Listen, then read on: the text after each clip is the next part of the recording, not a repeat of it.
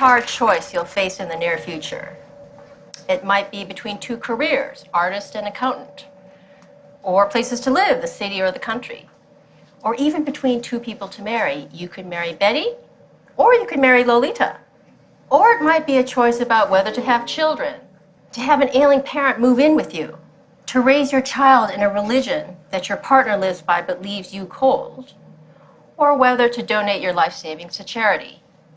Chances are the hard choice you thought of was something big, something momentous, something that matters to you. Hard choices seem to be occasions for agonizing, hand-wringing, the gnashing of teeth. But I think we've misunderstood hard choices and the role they play in our lives. Understanding hard choices uncovers a hidden power each of us possesses. What makes a choice hard is the way the alternatives relate. In an easy choice, one alternative is better than the other. In a hard choice, one alternative is better in some ways, the other alternative is better in other ways, and neither is better than the other overall. You agonize over whether to stay in your current job in the city or uproot your life for more challenging work in the country because staying is better in some ways, moving is better in others, and neither is better than the other overall. We shouldn't think that all hard choices are big. Let's say you're deciding what to have for breakfast. You could have high-fiber brand cereal or a chocolate donut. Suppose what matters in the choice is tastiness and healthfulness. The cereal is better for you, the donut tastes way better, but neither is better than the other overall, a hard choice. Realizing that small choices can also be hard may make big hard choices seem less intractable. After all, we managed to figure out what to have for breakfast, so maybe we can figure out whether to stay in the city or uproot for the new job in the country. We also shouldn't think that hard choices are hard because we are stupid. When I graduated from college, I couldn't decide between two careers, philosophy and law. I really loved philosophy. There are amazing things you can learn as a philosopher, and all from the comfort of an armchair. But I came from a modest immigrant family where my idea of luxury was having a pork tongue and jelly sandwich in my school lunchbox.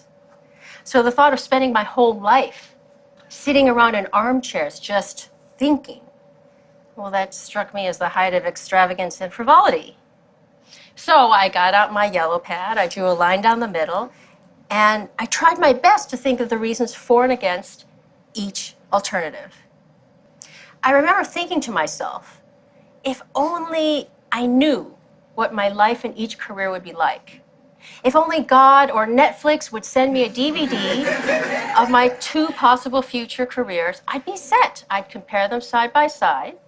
I'd see that one was better, and the choice would be easy. But I got no DVD, and because I couldn't figure out which was better, I did what many of us do in hard choices. I took the safest option. Fear of being an unemployed philosopher led me to become a lawyer. And as I discovered, lawyering didn't quite fit. It wasn't who I was. So now I'm a philosopher, and I study hard choices. And I can tell you that fear of the unknown, while a common motivational default in dealing with hard choices, rests on a misconception of them. It's a mistake to think that in hard choices, one alternative really is better than the other, but we're too stupid to know which. And since we don't know which, we might as well take the least risky option. Even taking two alternatives side by side with full information, a choice can still be hard. Hard choices are hard, not because of us or our ignorance. They're hard because there is no best option. Now, if there's no best option, if the scales don't tip in favor of one alternative over another, then surely the alternatives must be equally good. So maybe the right thing to say in hard choices is that they're between equally good options. But that can't be right. If alternatives are equally good, you should just flip a coin between them. And it seems a mistake to think, here's how you should decide between careers, places to live, people to marry, flip a coin. There's another reason for thinking that hard choices aren't choices between equally good options. Suppose you have a choice between two jobs. You could be an investment banker or a graphic artist. There are a variety of things that matter in such a choice, like the excitement of the work, achieving financial security, having time to raise a family, and so on. Maybe the artist career puts you on the cutting edge of new forms of pictorial expression. Maybe the banking career puts you on the cutting edge of new forms of financial manipulation. Imagine the two jobs however you like, so that neither is better than the other. Now suppose we improve one of them a bit. Suppose the bank wooing you adds $500 a month to your salary. Does the extra money now make the banking job better than the artist one? Not necessarily. A higher salary makes the banking job better than it was before, but it might not be enough to make being a banker better than being an artist.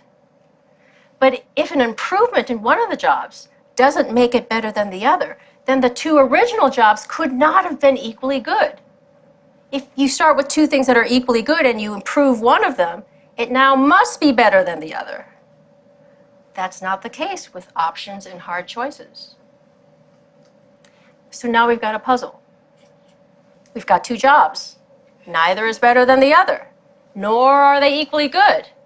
So how are we supposed to choose? Something seems to have gone wrong here. Maybe the choice itself is problematic and comparison is impossible. But that can't be right. It's not like we're trying to choose between two things that can't be compared. We're weighing the merits of two jobs, after all, not the merits of the number 9 and a plate of fried eggs. A comparison of the overall merits of two jobs is something we can make, and one we often do make. I think the puzzle arises because of an unreflective assumption we make about value. We unwittingly assume that values, like justice, beauty, kindness, are akin to scientific quantities like length, mass, and weight. Take any comparative question not involving value, such as which of two suitcases is heavier? There are only 3 possibilities. The weight of one is greater, lesser, or equal to the weight of the other. Properties like weight can be represented by real numbers, 1, 2, 3, and so on. And there are only 3 possible comparisons between any 2 real numbers. One number is greater, lesser, or equal to the other. Not so with values. As post-Enlightenment creatures, we tend to assume that scientific thinking holds the key to everything of importance in our world. But the world of value is different from the world of science. The stuff of the one world can be quantified by real numbers, the stuff of the other world can't. We shouldn't assume that the world of is, of lengths and weights, has the same structure as the world of ought, of what we should do. So if what matters to us, a child's delight, the love you have for your partner, can't be represented by real numbers, then there's no reason to believe that in choice there are only 3 possibilities, that one alternative is better, worse, or equal to the other. We need to introduce a new 4th relation beyond being better, worse, or equal that describes what's going on in hard choices. I like to say that the alternatives are on a par. When alternatives are on a par, it may matter very much which you choose. But one alternative isn't better than the other. Rather, the alternatives are in the same neighborhood of value, in the same league of value, while at the same time being very different in kind of value. That's why the choice is hard. Understanding hard choices in this way uncovers something about ourselves we didn't know. Each of us has the power to create reasons. Imagine a world in which every choice you face is an easy choice. That is, there's always a best alternative. If there's a best alternative, then that's the one you should choose, because part of being rational is doing the better thing rather than the worse thing, choosing what you have most reason to choose. In such a world, we'd have most reason to wear black socks instead of pink socks, to eat cereal instead of donuts, to live in the city rather than the country, to marry Betty instead of Lolita. A world full of only easy choices would enslave us to reasons.